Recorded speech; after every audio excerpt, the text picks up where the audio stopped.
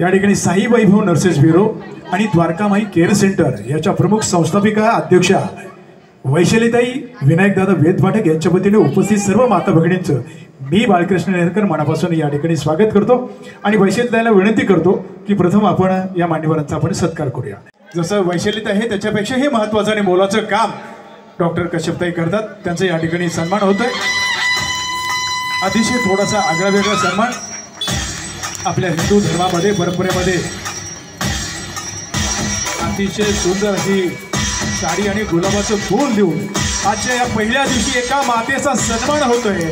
खऱ्या अर्थानं नवरात्र उत्सवाला या ठिकाणी सुरुवात आहे। नमस्कार, आपण दरवर्षी इथे भेटत असतो, हा एक कौतुक सोहळा असतो।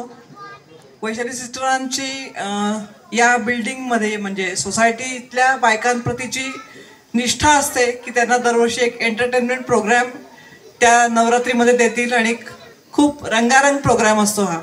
पण मी तुम्हाला एक प्रश्न विचारते, हे 9 दिवस आपण देवीचे का साजरे करतो? तुम्हाला कोणाला गोष्ट माहिती आहे याची? नाही माहिती? बाईच्या जातीला युद्ध चुकलेलं नाही, बरोबर आहे? मान्य? त्यामुळे हा जो 10 दिवसांचा उत्सव असतो, याला सृजनाचा उत्सव म्हटलं तरी हा स्त्रियांच्या गौरवाचा उत्सव असतो।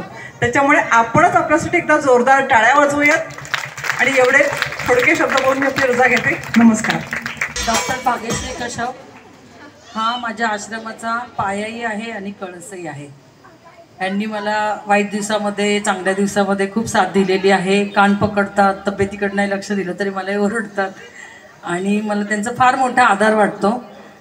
एक माहेरचा आहेर म्हणून मी त्यांना साडी दिलेली आहे, त्याच मला नेहमी साडी घेतात। मी आज पहिल्यांदा त्यांना साडी घेतली। ही इतकी गोड बहीण आहे ना माझी, इतकी हक्काची बहीण आहे ना माझी। काय धावपळ करते, काय तिचा स्ट्रगल आहे, बाप रे बाप, म्हणजे सांगायला शब्द अपुरे आहेत। आणि सतत आयडियांचं वारुळ डोक्यात फुटत असतं, मॅडम आपण असं करू, मॅडम आपण तसं करूयात। मी त्याच्या प्रत्येक आयडियाला अशी पहिल्यांदा तर चकितच होते की अरे बापरे, आता असं करायचं का? बरं, तुम्ही म्हणाल तसं आपण करूयात। पण खरोखरच म्हणजे नवदुर्गा म्हणतो ना आपण, नवदुर्गा म्हणजे एक दिवशी एका दुर्गेचं आपण काय, आज शैलपुत्री, आज अष्टभुजा, आज आमकी, तर ऑल इन वन नवदुर्गा म्हणजे वैशाली वेदपाठक आहेत। एकदा त्यांच्यासाठी जोरदार टाळ्या। देवाचे माझ्यावरती खरंच उपकार आहेत की माझ्या आयुष्यामध्ये अशी एक छान व्यक्ती आली आणि तिच्यामुळे मला आयुष्यामध्ये स्ट्रगल खरा काय असतो हे कळलं। मी वयाने थोडीफार मोठी असेल त्यांच्यापेक्षा, नाही यशातला भाग नाही, पण या माझ्या गुरु आहेत, त्या गुरूंसाठी एकदा जोरदार टाळ्या। आजच्या कार्यक्रमाचं उद्घाटन डॉक्टर भाग्यश्रीताई कश्यप यांच्या शुभ हस्ते जोरदार टाळ्यांच्या गजरात आपण त्यांचं स्वागत करूया आणि सुंदर अशा कार्यक्रमाचं उद्घाटन। आणि या वृद्धाश्रमामध्ये असलेले जोशी काका आणि जोशी काकू आजचा मान डॉक्टरांबरोबर या दोन्ही कुटुंबियांना दिलेला आहे। डॉक्टर भाग्यश्रीताई कश्यप, जोशी काका, जोशी काकू, जरा टाळ्या झाल्या पाहिजेत।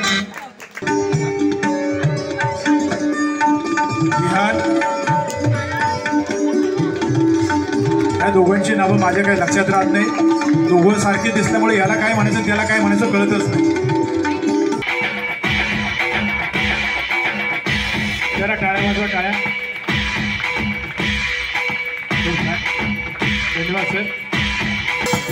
या ठिकाणी हे दोन्ही आजी आजोबा यांचं कोणीही नाही आणि यांच्याकडनं कुठल्याही पद्धतीचं मानधन किंवा काही न घेता या ठिकाणी वैशालीताई विनायकदादा वेदपाठक यांनी दोन्ही आजोबांना, या आजी आणि आजोबांना पालन पोषण करतात। कुठल्याही पद्धतीचा खर्च त्यांच्याकडनं घेतलेला नाही, त्यांची परिस्थिती म्हणा किंवा काही त्यांची मुलंही त्यांना पाहत नाहीत, म्हणून या ठिकाणी एवढं सगळं करत असताना ह्या दोन्ही आजी आजोबांचं पूर्ण पालन पोषण वैशालीताई वेदपाठक या ठिकाणी करतात, निःशुल्क, कुठलेही पैसे न घेता। एकदा जोरदार टाळ्या झाल्या पाहिजेत या गोष्टीसाठी। खूप अवघड गोष्ट आहे, आपण आपल्या आईवडिलांना सांभाळत नाही, पण वैशालीताई यांना आई आजोबा किंवा आई वडील समजून पैसे नसू द्या पण तुमचं पालन पोषण करण्याचा जो धर्म आहे तो या ठिकाणी निभवतात. आणि म्हणून त्यांच्या शुभ हस्तेच मुद्दा म्हणून या ठिकाणी आपण दिव्य प्रज्वलन केल्याने त्यांचा सन्मानही या भागातील अत्यंत ज्येष्ठ आदरणीय सुभाषभाऊ नाणेकर यांच्या शुभ हस्ते झालाय. आम्हाला जमेल तेवढी शक्यतो मदत करायची खूप इच्छा आहे आणि आम्ही ते करणार आहे. आम्हाला इश्यू नाही आहे, त्यामुळे त्यांनी आईवडील म्हणून मानलं आहे आणि आईवडिलांसारखं वागवतात आम्हाला.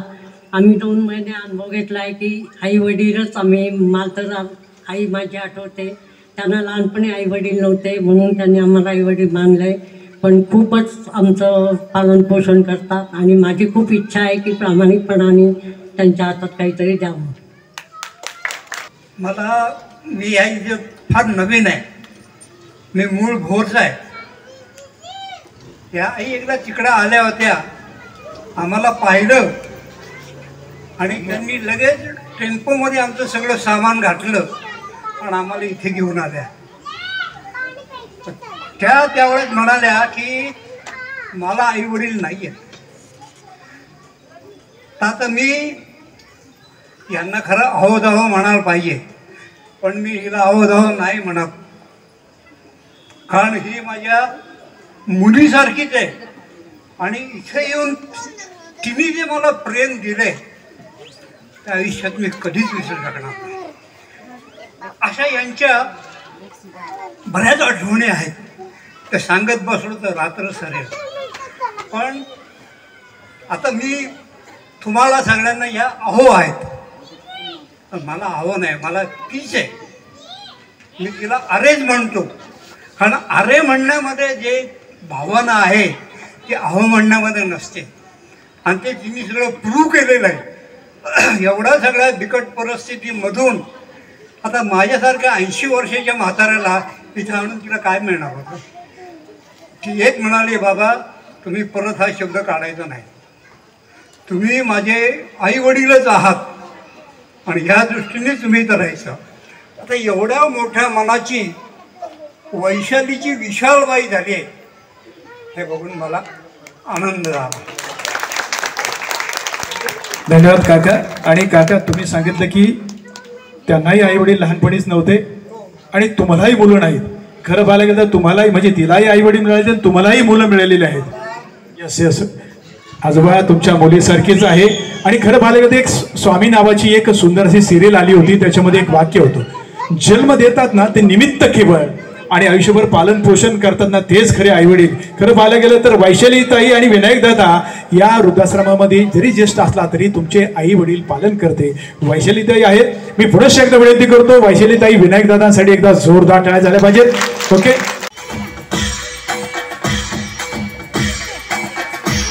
समोर बघा, सुभाषभाऊ नाणेकर यांचे या ठिकाणी सन्मान होतोय. विनायकजी वेदपटक यांचे शुभ असते.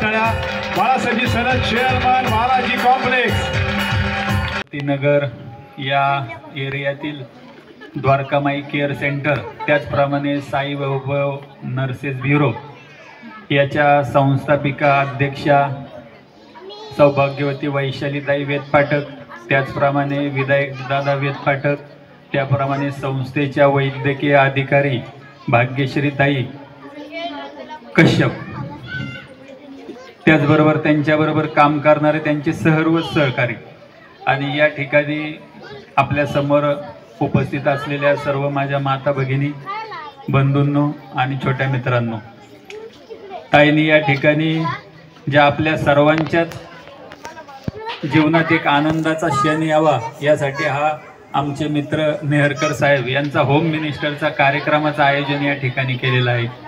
सर्वात प्रथमतः मी आपल्या सर्वांची दिलगिरी व्यक्त करतो की मी काही कारणास्तव मला 2 कार्यक्रम अजून असल्यामुळे मला या ठिकाणी यायला थोडा वेळ झाला. पण ताईंचं एक मी कौतुक पण करत. ताईंनी जसं सांगितलं, ताईंचा मुलगा जो आमचा मित्र होता 3-4 वर्षापूर्वी कार्यक्रमाला जेव्हा त्यांनी आम्हाला आमंत्रित केलं तेव्हा तोच मला इथपर्यंत घेऊन आला. आज त्याच्या आठवणी माझ्या मनामध्ये आहे तशाच आहे. पण ताईंचं जे दुःख आहे हे दुःख ताई आपल्या मनामध्ये ठेवतात, पण तुम्हाला सगळ्यांना एक आनंद द्यायचं काम करतायत. ज्या मला ताईंचं इतकं कौतुक वाटलं. खरंच ममतानी सांगितलं की आपल्या आईवडिलांना आपण जशी देवाची पूजा करतो तशी आपल्या आईवडिलांची सुद्धा पूजा करायला पाहिजे. कितीतरी त्यांच्याकडे आत्ता पालक असे आहेत की ज्यांच्या घरचे आईवडील त्यांच्या सुना त्यांना सांभाळत नाही. आपला देश कुठं चाललंय, आपली संस्कृती किती महान आहे आणि आपल्या इथं चाललंय काय. पण खरंच ताई ज्या बोलल्या आत्ता की बाबा एक मुलगा गेला तरी त्यांना देवाने त्यांचे 2 नातू म्हणजे 2 मुलं दिलेले आहेत आणि त्या 25 वर्षापूर्वी जे काही त्यांच्या मुलासाठी करत होत्या आज त्या नातवासाठी करतायत. खरंच वैशाली ताई, आम्हाला या भागातील सगळ्या नागरिकांना खरंच तुमचा खूप खूप अभिमान आहे. जेव्हा आम्ही कुठलाही कार्यक्रम घेऊ, आदर्श माता पुरस्कार वितरण सोहळा, तर तुमच्यासारख्या मातेचा त्या ठिकाणी मोठा सन्मान व्हायला पाहिजे. कारण एवढं दुःख मनात ठेवून समोर बसलेल्या जनतेला ताई तुम्ही आज आनंदाचा क्षणाचा एक कार्यक्रम देताय. त्यांच्या चेहऱ्यावर तुम्ही आसू आणताय. एका मुलाला गमावलंय मी, पण मला देवाने 2 मुलं सांभाळण्याची संधी दिलेली आहे. या संधीचं मी सोनं करू इच्छिते. म्हणून वैभव नसण्याचं दुःख मनात साठवून जे काही करते मी माझ्या 2 मुलांसाठी करते. माझी जिंदगी 25 वर्ष मागे गेलेली आहे. 25 वर्ष मागे जाणं म्हणजे काय असतं हे मलाच माहिती आहे की माझं काय चाललेलं आहे. सध्या वय वाढलेलं, पुन्हा पालक सभा, पुन्हा बस आली, पुन्हा स्कूल बस, पुन्हा मुलांचं आगणं उठणं, हे माझं वय नाही आहे करण्याचं. तरी पण मी मनापासून करते आणि देवाच्या एवढे आभार मानते की माझं एक नेलं तरी मला 2 दिलेले आहेत आणि त्यांच्यासाठी मी मनापासून जगत आहे. मनापासून जगत आहे. माझं वैभवचं दुःख काळजावर ठेवून मी पुढं जाण्याचा प्रयत्न करते. कारण यांना दुसरा आत्या किंवा काका नाही आहे. मला अजून एखादं अपत्य असतं तर ही रडायची वेळ आली नसती. पण दुसरी गोष्ट अशी आहे की माझ्याकडे जे आजी आजोबा येतात त्यांच्याकडे पाहता हे दुःख कमी आहे. कारण मुलं असूनही त्यांना कुणी पाहत नाही आहे. इस्टेट घेतात, खोट्या सह्या घेतात, सोडून देतात. माझ्याकडे आता 23 लोक मी सांभाळत आहे. त्याच्यामधले 8 ते 10 लोक चांगले आहेत की ज्यांची मुलं लक्ष देतात. पण बाकीच्या लोकांना रस्त्यावर सोडले, बस स्टॉपला सोडले, पोलीस स्टेशनला सोडले किंवा कोणी मारून आणून सह्या घेऊन बाजूला काढून टाकले. असे लोक मी सांभाळते. त्यामुळं मला तेही विसरायला होतं की बाबा नाही, हे जग पुढं जाऊन काय कसं सांगता येत नाही आपल्याला. माझं पूर्ण कुटुंब, आमची संस्था रजिस्ट्रेशन झाली, ATGची माझी फाईल आली. म्हणून मी पुन्हा माझ्या सर्व मुलांना सांगितले, हे जे माझे मुलं आता जेवढे उभे आहेत, आमचं वेदपाठक कराडकर कुटुंब आणि आमच्या सुनबाई सोनल, आम्ही आता नव्याने संस्था पुन्हा रन करत आहोत. कारण ज्या काही गोष्टी घडल्या त्याच्यात माझं मधला 2-3 वर्षाचा काळ बेकार गेला. पण आत्ता लोकांना, कॉलेजच्या मुलींना म्हणा किंवा बाकीच्या लोकांना दानधर्माचं महत्त्व कळायला लागलेलं आहे. अधिक मासापासून तर आत्तापर्यंत माझ्या आश्रमला भरपूर देणगी मिळाली, भरपूर अन्नधान्य मिळालं आणि ATGची फाईल आल्यामुळे आमची संस्थेचे लोक आम्ही पुन्हा नव्याने सर्व उभं करत आहोत. आणि ATGची फाईल आली आणि आता हे जी आमची बॉडी आहे ही आम्ही रन करण्याचा प्रयत्न करत आहोत. पण आपल्या मुलांना, आपल्या मुलींना समजून घ्या. त्यांना असं संधी देऊ नका की कोणी आत्महत्या करेल. त्यांना समजून घ्या आणि जर त्यांचं पटत नसेल ना त्यांना वेगळं ठेवा. मी माझं गाणं गाण्यासाठी हा प्रोग्राम नाही ठेवला. रन करायची, संस्था वाढवायची, आजी आजोबांना सांभाळायचं आणि माझ्या ज्या काही माता भगिनी आहेत, आमचं बालाजी कॉम्प्लेक्स 1 नंबर आहे. सनस काका नेहमी टाकतात वाक्य, एकीचं बळ मिळते फळ. तर खरं सांगते, आमच्या बिल्डिंगमध्ये खूप एकी आहे, एकमेकासाठी धावून येतात. आणि हे जे म्हणजे नवरत काका आहे, सनस काका आहे किंवा अमोल आहे, खूप म्हणजे मला पटकन नावं नाही घेता यायची, एवढा वेळ पण नाही आपल्याकडे. पण हे जे काय आमचं बालाजी कुटुंब आहे खरंच खूप चांगलं आहे. आणि वेद पाठक कराडकर हे जे आमचे धीरांचे मुलं आहेत सगळे, तर हे सर्वांचा पाठिंबा आहे. बाकी तू अर्ध्या रात्रीला हाक मारा आम्ही आहोत. ह्या मुलांमुळं, बालाजी कॉम्प्लेक्समुळं मी संस्थारण करत आहे. कोणालाही काही कधी मदत लागली कुठल्याही गोष्टीची तरी माझ्याशी येऊन तुम्ही संपर्क साधू शकता. कोणाला काम हवं असेल, कोणाला मदत हवी असेल, कोणाचे आजी आजोबा कुठे इकडे तिकडे असतील किंवा नातेवाईक असतील, किंवा तुम्हाला असं कळलं की बाबा इथं आजी आजोबा यांना कोणी सांभाळत नाही, काय नाही, माझ्याशी संपर्क करा. आम्ही त्यांना फ्री सांभाळण्याची एक वसा घेतलेला आहे. आणि इथं एक मोठी लाखाची एक व्यक्ती आपल्याकडे आहे, हे मधुकर इंगळे. ज्या दिवशी माझा वैभव गेला, तो तर माझ्याकडे 8-10 वर्ष काम करतोच आहे, पण ज्या दिवशी माझा वैभव गेला त्या दिवशी ससूनमध्ये मी पाय पसरून भिकाऱ्यासारखी रडत बसले होते. तर तो इंगळे लांबनं आला, त्यांनी मला ओळखलंच नाही की मॅडम आपली अशी कशी बसली रस्त्यात. तर मी खूप रडत होती. पण इंगळ्यांनी मला त्या दिवशी जे मला पकडलं, माझी अवस्था फार वाईट होती. मूल गेल्याची अवस्था काय असते, प्रेत आतमध्ये आहे, लवकर देत नाही बॉडी. सकाळपासून आम्ही थांबलेलो आहोत. इंगळे आले, त्यांनी मला पाणी विचारलं, मला बाथरूमला नेलं. त्या दिवसापासून इंगळे माझ्या मुलासारखे, भावासारखे, बापासारखे माझ्या बरोबर आहे. ते आजपर्यंत असा कामगार कोणाला भेटणार नाही. इंगळ्यांचं पण मी खूप खूप आभार मानते. 2 शब्द संपतो. पहिली माळ घटस्थापनेबरोबरच आपण शैलपुत्री देवीची पूजा व अर्चना उपासना करत असतो. आज देवीचा रंग हा केशरी. आपल्या सर्वांनाच माहिती आहे की भारतामध्ये नाही तर महाराष्ट्रामध्ये सुद्धा प्रत्येक सण आपण मोठ्या आनंदाने उत्साहाने साजरा करत असतो. त्यातल्या त्यात दहीहंडी असेल, गणेश उत्सव असेल, तर त्या उत्सवामध्ये पुरुष वर्ग जास्त संख्येने आपल्याला पाहायला मिळतो. पण जेव्हा नवरात्र येते तेव्हा आपला महिला वर्ग घराच्या बाहेर पडतो आणि तो एकीने आणि कार्याने पार पाडत असतो नवरात्र. किंवा तो आपल्या भागात असेल, आपल्या घरातील घटस्थापना असेल, किंवा आपल्या शेजारच्या मंडळामध्ये आपल्या देवीची उपासना करणारे आपल्या महिला असतील. आज वैशालीताई वेदपाठकांचं एक कौतुक करण्यासारखे की आपल्या महिलांसाठी त्यांनी हा छोटा होम मिनिस्टरचा कार्यक्रम येथे आयोजित केलेला आहे. आणि आपल्या महिलांना दैनंदिन जीवनातनं त्यांना बाहेर काढण्याचं काम त्यांनी आज केलेलं आहे. आज ज्या महिलांच्या चेहऱ्यावरचा जो आनंद आहे, मुलांच्या चेहऱ्यावरचा जो आनंद आहे, तो खरंच बघण्यासारखा आहे. आणि ताईंचं कौतुक यासाठी करते की त्यांचा मुलगा जरी त्यांनी गमावला तरी त्यांच्या एका मुलाच्या पाठीमागं असे 100 मुलं तुमच्या मागं आम्ही हातभार लावू शकतो, किंवा तुमच्या अशी 100 मुलं तुमच्या पाठीशी नक्कीच उभे राहील, हीच मी सदिच्छा व्यक्त करते. आणि ताईंनी म्हटल्यासारखे मी सुद्धा एका स्वघरची सून आहे, एक मुलगी आहे. प्रत्येक सुनांनी आपल्या सासू सासऱ्यांना आणि आईवडिलांना मान सन्मान दिलाच पाहिजे. आणि जेव्हा आपण त्यांना मान सन्मान देतो तेव्हा आपल्याला सुद्धा मान सन्मान मिळतच असतो. ताईंचं खूप दुःख वाटलं मला आज ऐकून सुद्धा. आणि याच नवरात्रामध्ये देवीची पूजा करा, पण आपल्या सासू सासऱ्यांची आणि आपल्या आईवडिलांची सुद्धा पूजा करावी, हीच सदिच्छा व्यक्त करते. संस्थेचे सर्व पदाधिकारी समोर बघा.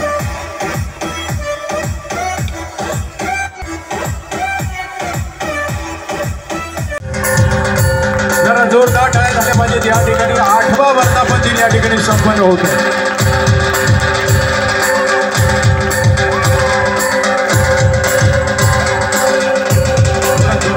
छोटासा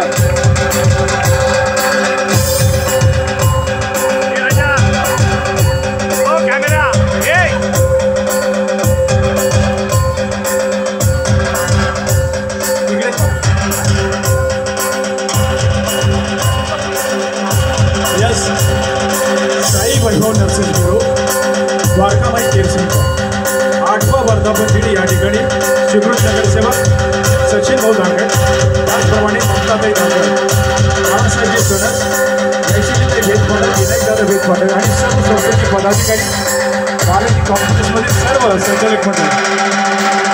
ओके, थँक्यू. या ठिकाणी मी सचिन भाऊंना विनंती करतो,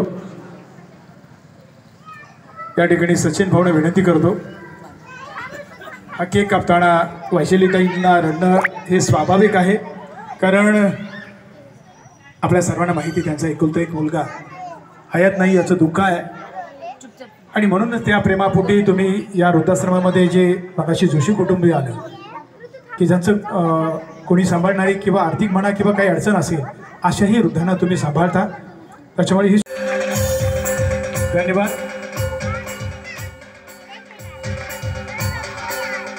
मी सर्व मान्यवरांना, संस्थेच्या सर्व पदाधिकाऱ्यांना विनंती करतो, आपण सर्वांनी आता आसनस्थ व्हायचंय. जर तुम्ही आसनस्थ नाही